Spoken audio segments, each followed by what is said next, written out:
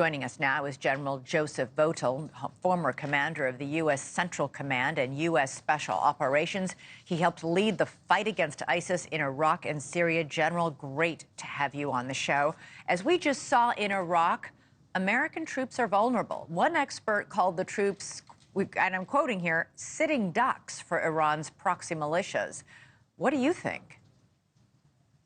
Well, thanks. First of all, it's great to be with you.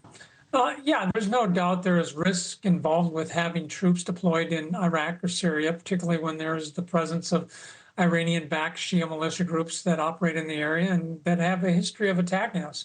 We are not without some capabilities to protect ourselves, and I think we've got good leadership on the ground to make sure we're doing the right things. And of course, we need to continue to put pressure on our partners, particularly the Iraqis, to ensure that our forces who are deployed for their benefit are safeguarded while they are guests in that country. Is the U.S. doing enough to keep American personnel safe, not just in Iraq, but other, on the carriers in the ocean and other bases there?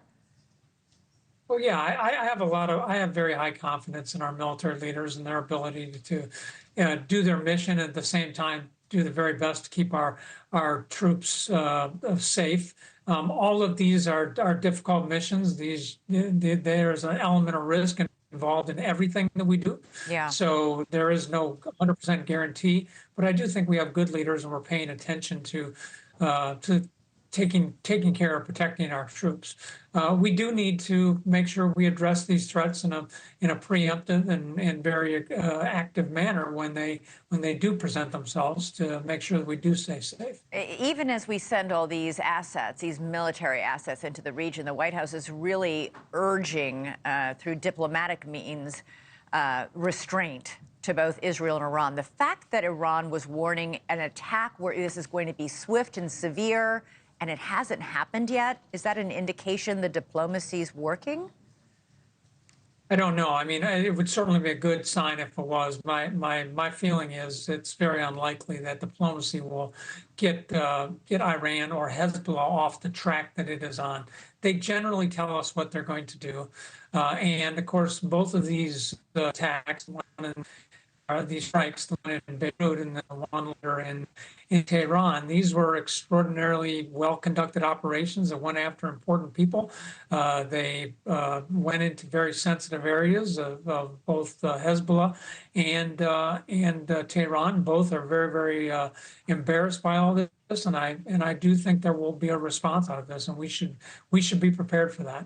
Hey, I'm just curious, as somebody who has great experience in this region, dealing with these groups, how provocative were these two twin attacks? We assume the second one was also Israel, which involved, somebody infiltrating an IRGC guest house in Tehran, hiding a bomb under the bed where Hania would be sleeping, remote detonating that bomb. I know that there was some frustration from some diplomats that Netanyahu and Israel would proceed with these two assassinations, seeing them as very provocative at a time when they're trying to get a peace deal on the table. What do you think?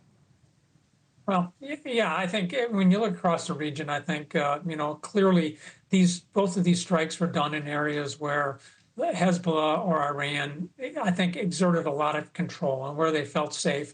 And in both of these cases, we're hosting people, their leaders in those locations for which they had a responsibility to protect them. And of course, they failed in terms of that. So it's, culturally, this is an affront to them, and I think that this is kind of an aspect of the region. The strike on Fuad Shakur in Beirut, I think, was expected, largely as a result of the errant Hezbollah strike in the Golan that resulted in the death that killed those kids.